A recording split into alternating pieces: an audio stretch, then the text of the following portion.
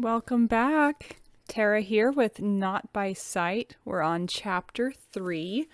And if it's been a while, you may need a reminder that Grace and her friend Agnes got to the farm where they're going to help harvest hay for the horses for their World War I army. And she's going to go kick butt and work hard and impress everyone, especially that jerk Claire Danner. But it looks like there's some nice ladies in her group as well. So hopefully not everyone is going to be mean to the city girl. All right, chapter 3. Grace had never been so miserable in all her life. She was sorely tempted to return to the gatehouse and pack her bags for London. She straightened instead, stretching her screaming back muscles, then pulled away her hat to wipe at the perspiration beading along her brow. Digging ditches hadn't been advertised in the leaflet. Grace recalled her tour of the fields with Mrs. Vance the previous day. Seeing how the sun gleamed against the ripening fields, she'd imagined herself gently leading a horse-drawn team across the verdant pastures, feeling the day's warmth against her shoulders, not breaking her back manning a shovel. Becky was supposed to have helped her, but she got called away at the last minute to mend fences, Claire's assignment with Agnes. Grace fumed, wondering if Miss Danner had removed Becky on purpose. She replaced her hat and then removed her gloves. As she flexed her fingers, she noted the blisters already formed against her reddened palms. Her poor hands had never ached so much. The heat beating down on her managed to scorch her exposed skin, and she could feel the sting of sunburn against her nose and cheeks while sweat trailed down the side of her face. And the mud, it covered her from head to toe. Grace shifted, trying to ignore the feel of her dirty, sweat-soaked uniform clinging to her skin. Da would be shocked to see her in this condition, and in fact might not recognize her at all. She leaned against the shovel and stared out at the acres of grass. This kind of work was a far cry from driving ambulances or packing tea bags at Swan's, she thought morosely. Soon they would begin harvest. Agnes had warned the workload would be much heavier than at the training farm. Had Grace been fooling herself to think she could succeed in this endeavor? It wasn't even noon and she felt ready to collapse. She looked at the dig where so far she'd dug only a few feet of trench. Closing her eyes, she tried to swallow past the knot in her throat. She wanted desperately to do her part, to help Colin, but maybe she was out of her element. The mere thought roused her determination. She replaced her gloves and grabbed up the shovel. With her jaw set, she resumed digging at the muddy earth, praying for strength with each shovelful. She would do this, she told herself, for God, King, and country. For Colin. And because the last thing she wanted was to admit Claire Danner was right. The next morning, Grace thought she might have died, except that Agnes again shook her awake at the unholy hour of 5 a.m. Ugh. Unholy hour is right. Rolling over, she groaned with the knowledge she would have to repeat yesterday's dirt shoveling today. Everything hurt. She'd been too exhausted to write in her journal last night, or search out the silhouette of the mysterious stranger standing on his balcony. Instead, she'd collapsed onto her bed in her dirty uniform and fallen asleep. Agnes gave her another gentle shake. Grace opened her eyes. "Oh, Agnes, I wish Mrs. Vance would let you work with me today. I surely need help." "Are you all right, miss?" Concern lit her brown eyes. "Breakfast is ready. Shall I bring you something?" "No, I'm fine, really." Grace rubbed at her eyes. "You go ahead." "All right, but don't go back to sleep." "I can't do—" I'm sorry. So a Belgian accent is supposed to be fairly close to a French accent? We're going to work on that. "I'll be down presently," Grace said. Once her maid had left, she rolled over and closed her eyes. Just another minute, she'd told herself. She'd nearly dozed off when a voice sounded from the doorway. Up with you, Mabry, or you'll miss breakfast.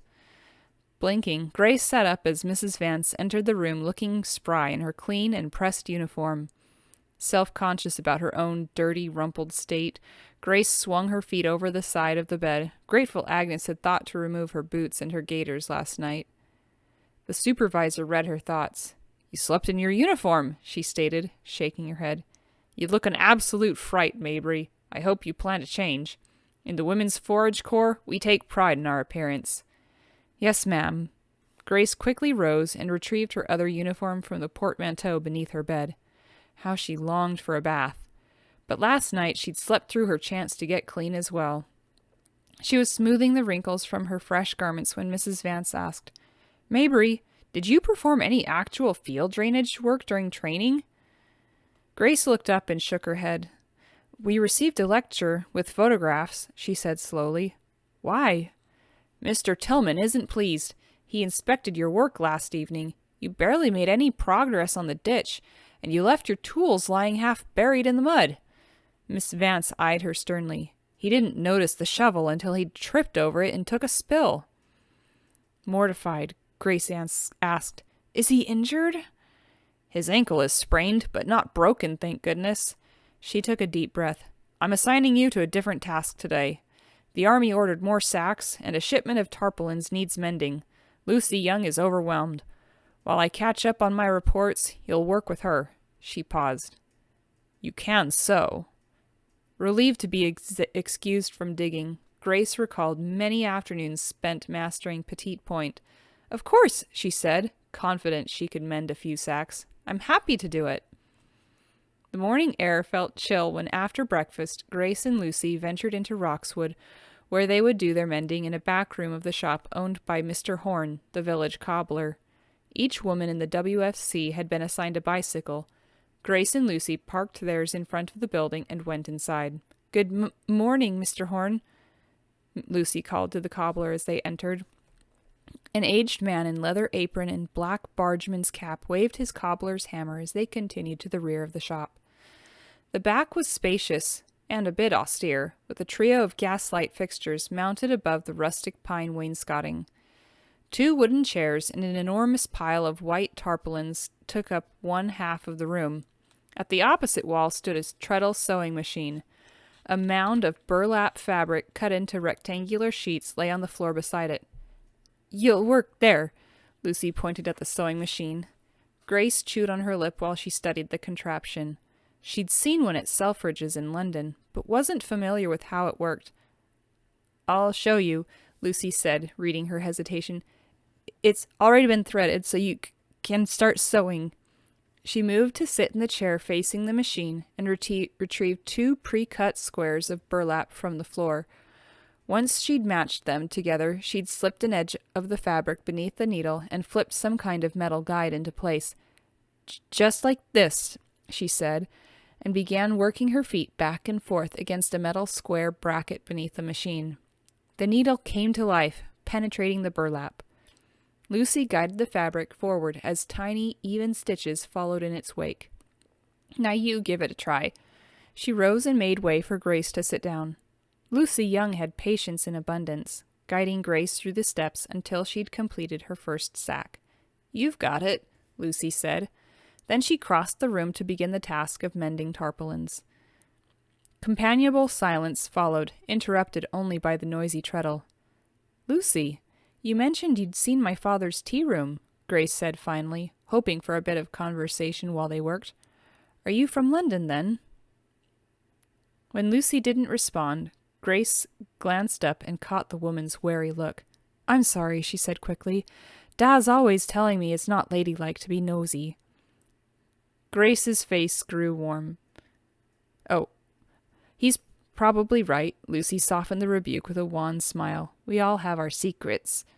Grace's face grew warm. I'd just like us to be friends. Lucy's caution eased. Me too, she said. I'm from London, but I grew up a long way from Sterling Street, in Deptford, near the docks. Grace stared at her while Lucy bent her head to make another perfect stitch in her canvas. Deptford was among the poorest slums in southeast London. Did you attend school? For a time, but then my mum got sick. I had to go to work at the slaughterhouse. She grimaced. I hated it, but I had 6 brothers and sisters, all younger than me. We needed food. What about your father? A shadow crossed Lucy's expression. When he wasn't working, he was at the pub. Those were the good days, she said. Days he was gone. Grace couldn't imagine feeling that way about her father. They did often frustrate each other. She with her modern ideas and improprieties that might jeopardize the tea room's reputation, and he with his conventional views on marriage and how young ladies should comport themselves. Yet Da would never sit in a pub, getting drunk while she starved. She was grateful he had always taken such good care of her and Colin, even after their mother's death. Is this your first time away from home? She asked. Lucy wet her lips. No, I left home at 17. My youngest brother could fend for himself by then. I went to work in the city, here and there. Did you enter into service? Grace hoped she wasn't stepping on another verbal landmine as she had with Mrs. Vance and her husband. But writers did have to ask difficult questions in order to gather research for their stories. Service. Yes. Lucy's voice held an edge. For a time, anyway, before I had a chance to get out of the city. My health, she added. I heard they were looking for women to help on farms in the women's forage corps. Her turquoise eyes brightened. I wasn't sure they would take me, but I'm glad to be here. I feel the same way. Relieved to change the topic, Grace noticed Lucy stammered only when she was anxious or upset. The sewing machine rocked beneath her feet as she stitched another seam and said, My brother, Colin, joined the cavalry, and I wanted my chance to serve in some way. Since both of our horses are now Army property overseas, I'm happy to work with the WFC to make food for them. I didn't have such grand ideas, Lucy said. I just wanted to escape.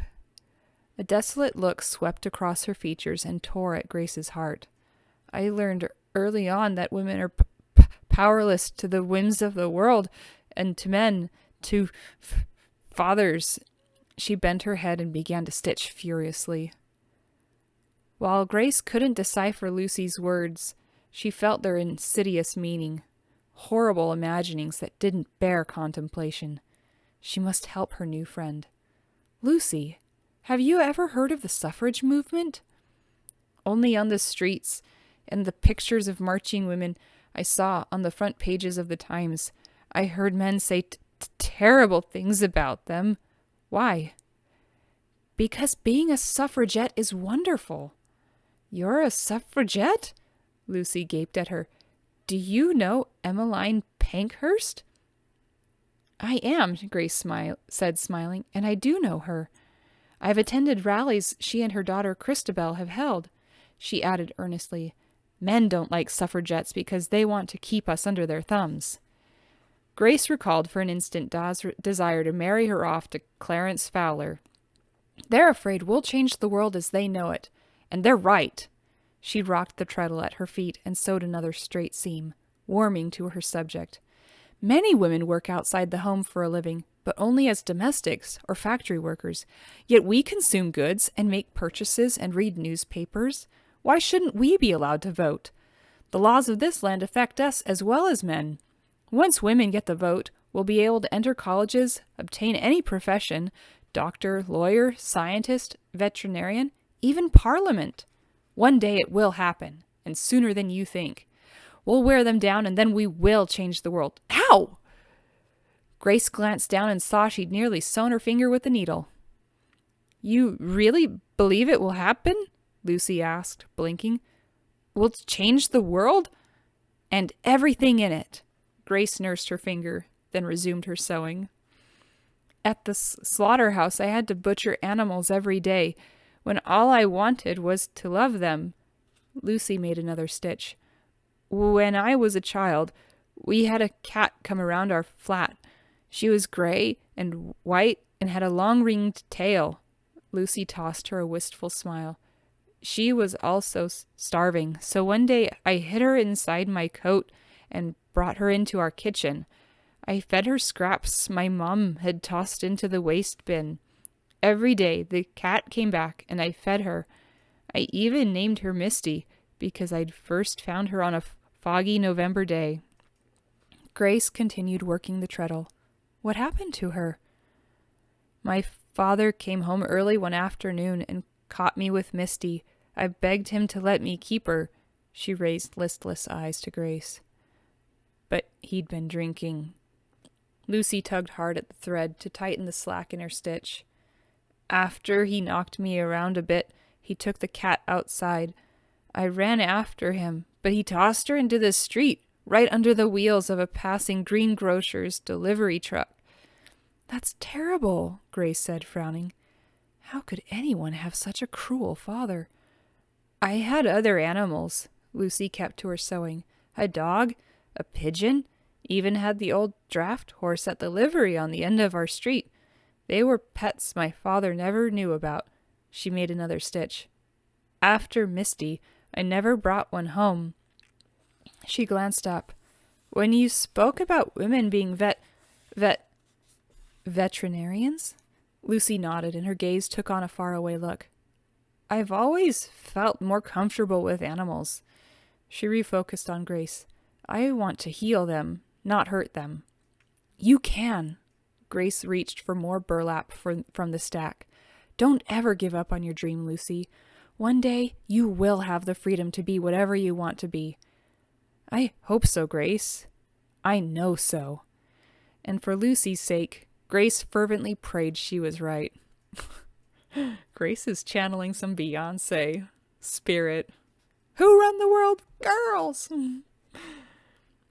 Grace awakened the next morning without the aid of Agnes.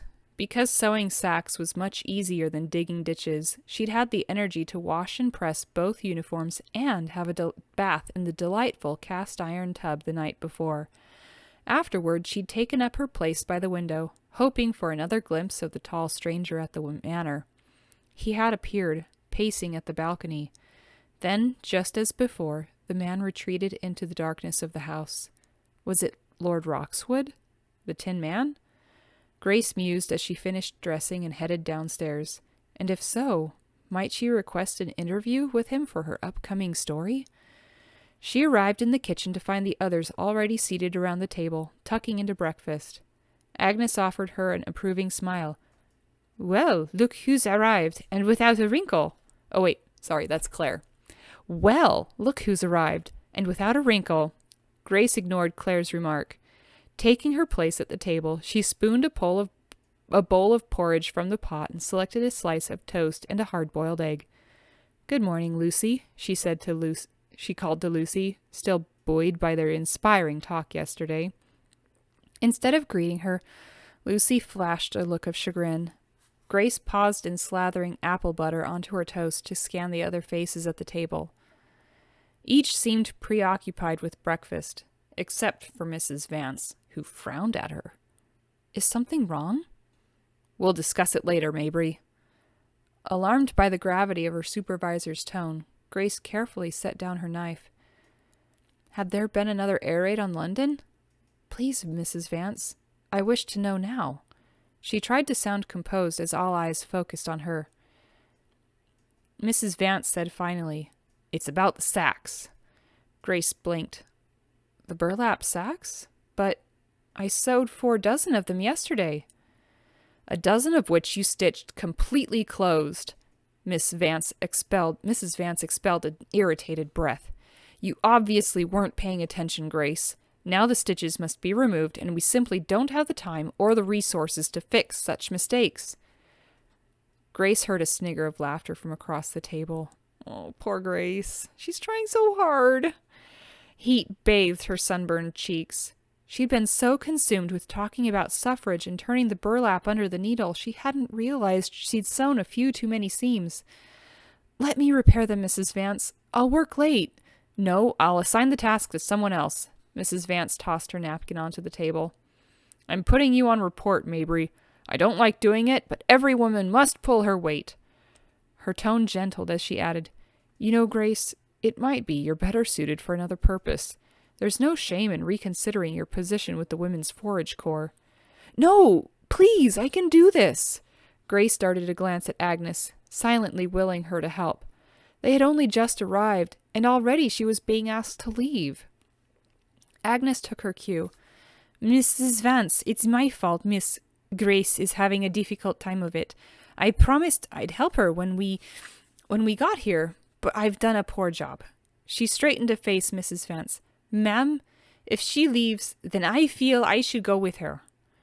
Seeing her maid's determined look, Grace felt a surge of affection.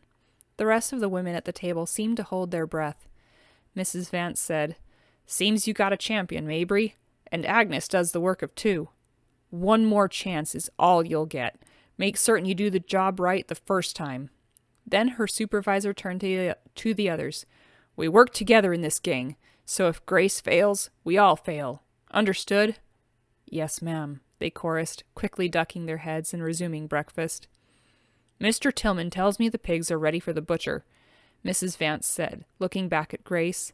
Since he's indisposed, she paused, leaving Grace to recall how the farmer had sprained his ankle. He wants us to take them in the cart to the town butcher. Oh, yes! Grace was eager to redeem herself. I'll gladly drive them. Mrs. Vance nodded. We'll also need to load the animals onto the cart, she said, casting another glance at the others. I realize it's not what you signed up for, but the WFC will help with the task. Once those new Land Army girls arrive, we can't have them showing us up now, can we? No, ma'am, said Becky, and the others smiled.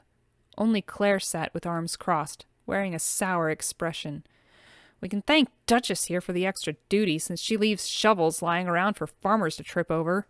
She stared at Grace. It must be difficult learning to take responsibility for yourself and your belongings for a change.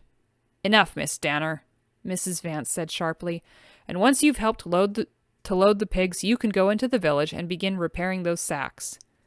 That drew a huff from Claire. You're certain you can do this, Miss Mabry? Mrs. Vance said, her brow furrowing at Grace. It's your last chance. Grace raised her chin. Driving horses was second nature to her. She couldn't possibly fail. I won't disappoint you, Mrs. Vance. Watch and learn, Duchess. Claire held up a long wooden stick for Grace's inspection. Then she wheeled away to join Becky inside the pen. Together, the two girls used their sticks to tap at the sides of a large, snorting pig, driving the animal up a gangway and into a cage already hoisted onto the back of the cart. Relieved to simply watch the operation, Grace marveled at their ability. Agnes made her proud as well, working with Lucy to herd and capture 5 more of the ugly beasts. Once a dozen pigs were penned, Mr. Tillman hobbled toward Grace on a makeshift crutch. He gave her instructions on how to reach the stockyard of the butcher, Mr. Owen. He'll unload the pigs, so don't do anything. Just return my cart in one piece after he's finished. Understood? Grace bristled. I can do that, Mr. Tillman. She heard him harumph as she clambered up into the cart's bench seat. Mrs. Vance approached as she took up the reins. Are you comfortable doing this alone, Mabry? I'd send another with you, but the ditch needs to be finished, and we've got another fence. I'm fine, really, Grace said, adding in a low voice. And since Claire must take the time to fix my mistake with the sacks, it's the least I can do. She urged the pair of horses forward, and soon the cart lumbered along the dirt track parallel with the estate. Behind her, the pigs grunted and squealed noisily in their cage. She gripped the reins and focused on the task before her. Occasionally, she sucked in a breath as the animals shifted their heavy weight, causing the cart to list to one side.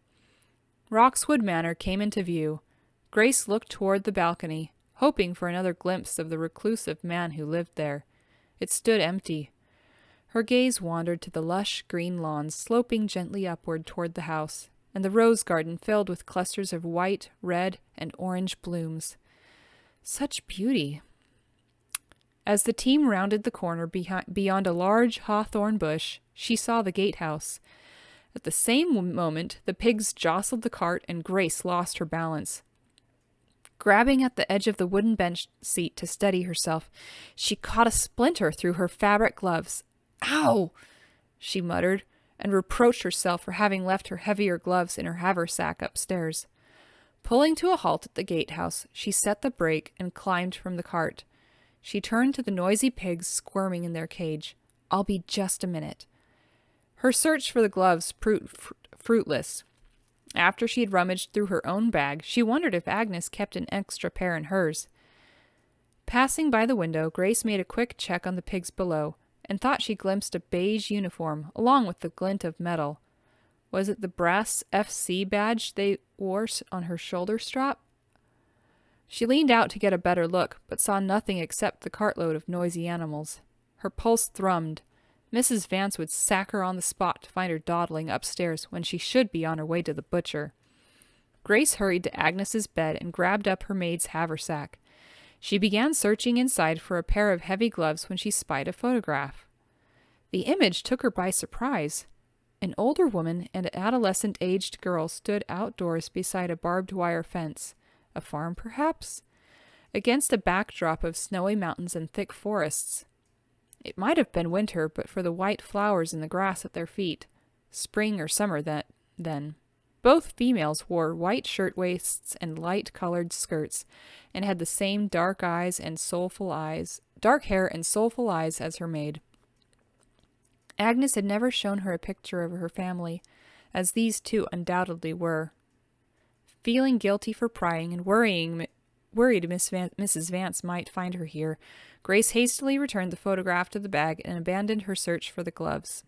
Outside, she was relieved to see only the horses patiently grazing on a bit of grass. She walked toward the rear of the cart, wondering what had caught her eye earlier. The sight of the empty cage made her gasp. Grace heard squealing and whipped around to see a dozen pigs tearing across Roxwood's lawn. Panicked, she ran round to the back of the cart and spied the opened latch. The gangway had been let down. "No!" she cried in disbelief. Then she saw the flower pendant lying in the grass beside it. Realization struck. "Claire!" Grace scooped up the necklace and glanced wildly about the gatehouse grounds. The woman was nowhere in sight. By now, several of the four-legged demons were headed toward Roxwood's gardens. With a yell, Grace took up the chase, alternately shouting at them to stop and muttering curses at Claire. She envisioned her demise in the WFC. After the others made her a laughingstock, she'd be forced to resign and return to London. Da would follow through on his threat and send for Aunt Florence until Clarence Fowler could return from America to wed her. A sob tore from her throat as she observed two of the pigs foraging in Lord Roxwood's rhododendrons. Another stood just a few feet in front of her, uprooting one of his prized rose bushes. "Stop!" she shrieked, and made to throw herself bodily onto the culprit. The pig was faster, causing Grace to slide front first into the mud of a wet garden. The pig froze for a moment and watched her, the rose bush still clamped in its mouth. Then the animal dashed toward the entrance of an enormous hedge maze several yards away. Grace scrambled from the mud, determined to rescue the plant from the omnivorous thief. By the time she realized the pig had eluded her, Grace had become completely turned around inside the 6-foot-high hedge. Breathless, she stood in her filthy uniform as tears brimmed at her lashes. Now what? She turned around slowly, trying to decide which way to go. She hadn't even known of the labyrinth's existence. A row of tall poplars blocked its view from the road and her window at the gatehouse. She decided to take a left turn, hoping it would bring her back to the entrance. After several minutes, and growing more disoriented, her frustration gave way to stirrings of distress. What if she couldn't get out? She might die of hunger or thirst. The gurgle of running water caught her attention. Grace walked toward the sound and soon arrived at the center of the maze. A man in a beige linen suit and wide-brimmed straw hat sat on a stone bench in front of a small fountain. Leaning forward, he cupped his hands beneath the running spout of water. "Oh, thank goodness," she cried. "I was afraid no one would know I was here." He launched from his seat. "Who's there?" Grace backed away and bit her lip to keep from crying out. He grabbed for the mask still lying on the bench. "Tell me now," he demanded, knocking away the straw hat in his haste to retie the covering across his face. The Tin Man.